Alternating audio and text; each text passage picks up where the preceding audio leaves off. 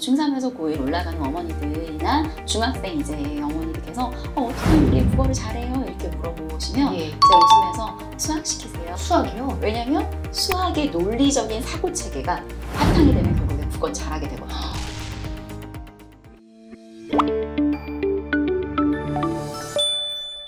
요즘 들어서 비문하고 어려워하는 친구들이 굉장히 많거든요. 맞아요. 이것도 이유가 있을까요? 제가 학교 선생님이었어요, 원래. 알죠. 세월호. 제가 학교에 있다가 이제 학원으로 오게 됐는데 처음에 제일 힘들었던 부분이 저는 비문학이었어요. 어떤 면에서요? 왜냐면 학교에서는 사실 독서 수업이 있긴 있어요. 네네. 비문학 수업이 있긴 있는데 학교에서 가르치는 비문학은 그 지문을 설명해주는 수업이에요. 이 지문이 이런 내용이야 라고 지문을 설명해주는 내용인데 결국에 수능에 나오는 건 이 지문이 나오는 건 아니잖아요. 수능에서 요구하는 거는 어떤 글이 나오더라도 읽어낼 수 있어야 하는 훈련인데 수능 국어를 학교에서 이제 배우는 비문학 수업과는 굉장히 괴리감이 있는 거죠. 그래서 그 부분에서도 아이들이 이제 느끼는 게 학교에서 비문학을 배울 때는 독서를 배울 때는 그 글을 배웠는데 결국 내가 읽어야 되는 건 완전히 새로운 다른 글인데 난 어떻게 읽어야 돼? 그럼 학교에서의 수업은 글을 읽어내는 논리, 아까 말씀하셨던 논리에 대해서 접근하는 게 아니라 네, 그렇죠. 제재. 네, 그 지문 내용, 네. 그 지문의 내용, 그 제재에 대한 내용 이런 것들을 그리고 학교에서도 EBS로 요즘 전부 다 수업을 하거든요. 연계가 다 EBS니까 그래서 EBS 비문학으로 수업을 할 때에도 그냥 EBS 비문학 그 지문의 내용을 설명하는 형태의 수업인 거죠. 그럼 이렇게 접근하는 법을 사실은 따지고 보면 학교에서 배운 적이 없어요. 네, 맞아요. 무의식 중에 그 아이들은 그런 생각을 다 해요. 질문 나오니까 답 찾아야지. 문제점이니까 해결책 나오겠지. 이거 말한다 했으니까 이거 순서대로 말하겠지를 무의식 중에는 생각을 다 해요. 글을 잘 읽는 친구들은. 근데 이제 그거를 밖으로 꺼내는 연습을 하는 거죠. 질문 나왔어요. 선생님, 질문이 나왔기 때문에 저는 이 질문에 대한 답을 찾아가는 과정을 생각했어요. 선생님, 저는 여기에서 문제점이 나왔기 때문에 이걸 어떻게 해결할 수 있나를 생각하면서 글을 읽었어요를 이제 표면화시키는 훈련들이 의식적으로 좀 필요하다. 그거를 혼자서도 충분히 할 수 있나요? 누군가에게 배워야 되는 건가요? 사실 베스트는 혼자 깨닫는 거죠. 애들 그 얘기 하거든요. 이러면 성적이 올라. 수능 공부도 혼자 계속해서 지문들을 보다가 이거였구나 라고 깨닫는 게 사실은 베스트죠. 하지만 우리는 제한된 시간 속에 공부를 하기 때문에 맞아요.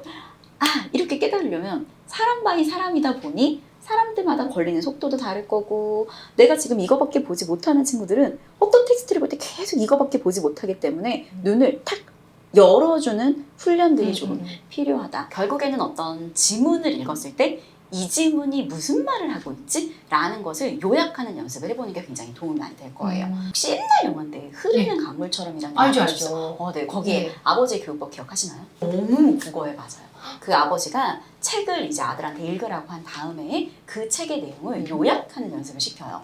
그래서 요약해봐라. 이렇게 해서 아직 아들이 요약을 해오면 또 절반으로 줄여라. 그리고 이제 아들이 또 절반으로 줄여서 가면 그걸 또 절반으로 줄여라. 그래서 또 요약해가면 한 문장으로 줄여라. 이렇게 시키거든요.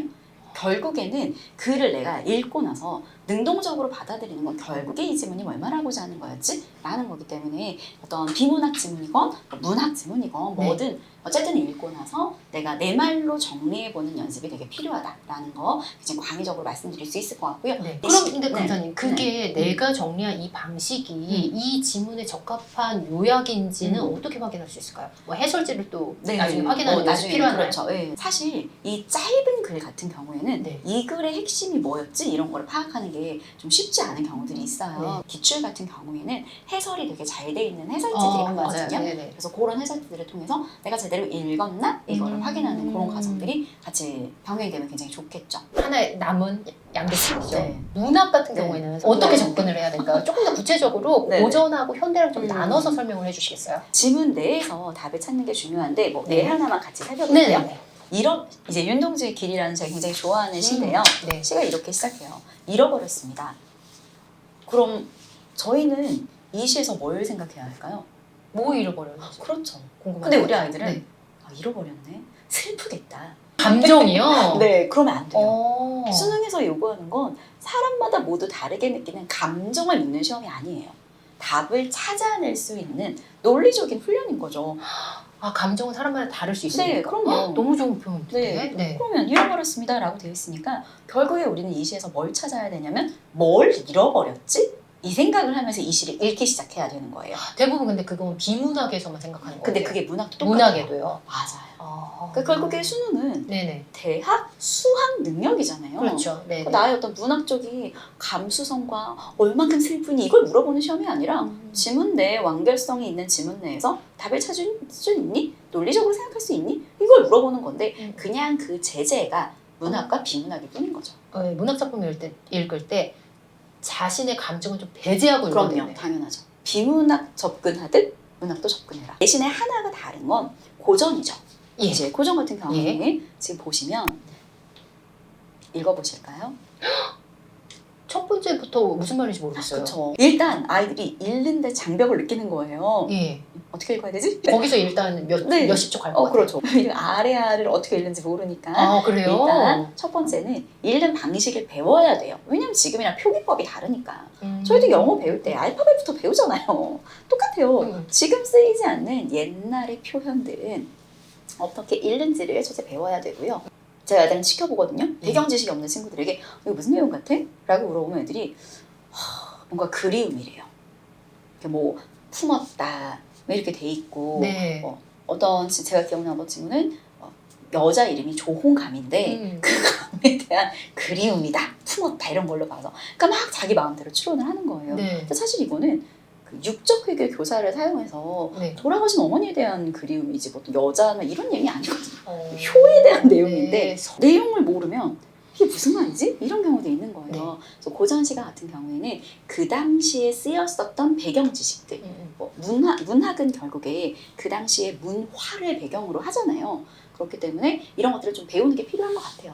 어쩔 수 그러면 없이 그 고전 같은 경우는 어느 정도 익히고 배워야죠. 암기하고 네, 이런 그런 과정이 것이 필요한가요? 필요해요. 아. 그리고 실제로 네. 평가원도 그렇게 문제를 출제해요. 일찍 배우면 또 훨씬 유리하겠네요. 그럼요. 훨씬 고1 때. 유리하죠. 맞아요. 아, 그래서 네. 제가 중3에서 고1 올라가는 어머니들이나 중학생 이제 어머니들께서 어떻게 하면 우리 국어를 잘해요? 이렇게 물어보시면 예. 제가 웃으면서 수학 시키세요. 전 첫째 얘기예요. 수학이요? 왜냐면 수학의 논리적인 사고 체계가 바탕이 되면 결국에 국어는 잘하게 되거든요.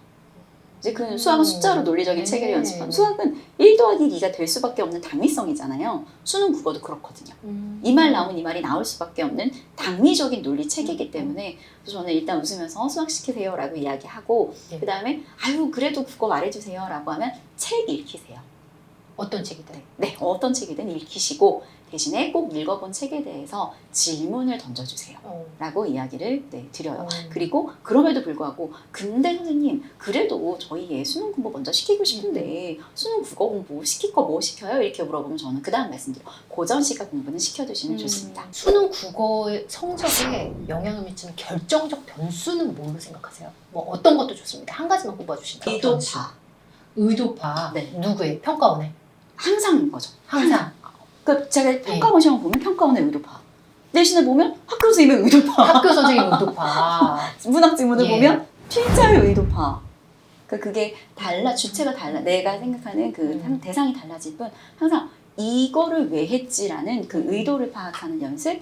그리고 혹시 2개만 더 붙여도 될까요? 그럼요. 네. 유연한 사고. 애들이 탁 틀에 박힌 친구들은 내가 생각한 탁 틀대로 안 나오면 이렇게 되게 당황하거든요. 네. 그래서 저희가 국어 멘탈이 중요하다. 이런 이야기를 하는 거예요. 근데 되게 티키타카라고 저는 늘 이야기를 하는데 어떤 질문을 읽었어. 그러면 필자가 그거 뭐 말하고 싶은 거죠? 이거 때문에 이런 말인가? 그럼 이건 문제가 왜 이렇게 나왔지? 약간 되게 유연하게 사고하는 내가 생각한 대로 글이 전개가 안 될 수도 있어요. 난 이 말 나오면 무조건 이 말 나올 줄 알았는데 왜 안 나왔어? 라고 당황하는 게 아니라 그럼 뒤에 말해주겠지. 아니 문제 나오나 보지 뭐. 그냥 이렇게 좀 유연하게 생각하는 이런 연습들이 수능 국어를 시험장에서 결국에 약간 앞에 말씀드렸던 막 논리적인 사고와 국어적인 감각이 좋은데 수능을 못 보는 재수생 친구들이 있어요. 그래서 그런 친구, 재수생 친구들 수업 되게 많거든요. 재수생 친구들의 이야기를 들어보면 이런 애들이 흔히 얘기하는 건 전부 다 뭐냐면 당황했어요. 멘탈이 나갔어요. 그리고 1교시 멘탈 나가면 끝까지 끝까지 나가잖아요. 큰일 나죠. 그럼요. 재수하는 거죠. 멘탈이 나갔어요. 이런 말을 되게 많이 하는데 그 궁극적인 거를 다 따져보면 결국에는 어떤 유연한 사고인 거죠. 아마 지금 영상 보시는 분들은 강사님의 커리를 네. 타는 친구들도 좀 많이 네. 볼 것 같아요. 네. 인강을 활용하는 친구들이 요즘 너무 네, 많거든요. 맞아요. 인강, 국어에서 인강을 좀 활용할 때 한두 가지 팁을 주신다면 이렇게 좀 활용하면 조금 더 효과적일 네. 것 같다. 맞아요. 인강 듣는 친구들한테 제가 되게 많이 하는 얘기가 있어요. 네가 생각하고 네가 고민해야 된다. 이게 선생님은 거들 뿐. 시험장에서 네. 오롯이 80분 동안 지문을 읽고 문제를 풀고 헷갈리는 것 중에 답을 고르는 건 너지 내가 아니다. 이런 이야기 되게 많이 하거든요. 근데 많은 친구들이 인강을 예능처럼 봐요. 요즘 더 그런 것 같아요. 그럼요. 틀어놓고 감상해요. 오늘 옷이 예쁜데? 강사님 목소리 들으면서 필기가 깔끔한데? 그래서 자기는 되게 공부를 하고 있다고 너무 편하죠. 틀어놓고 나는 그냥 가만히 앉아있으니까. 이제 그럼 절대 안 된다고 얘기해요. 계속 저는 수업 시간에 질문을 되게 많이 던지거든요. 왜 이거야? 선생님은 여기다가 왜 밑줄을 쳤을까?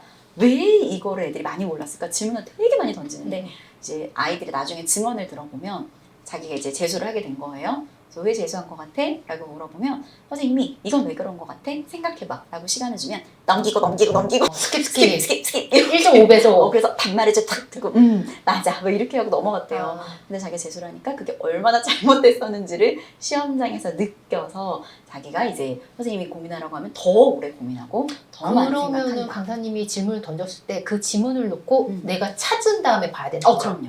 네, 오늘 김민정 강사님의 조언이 국어 때문에 고민하는 많은 학생과 학부모님들께 도움을 주셨을 것 같습니다. 장시간 귀한 말씀 감사합니다. 감사합니다. 대기자 TV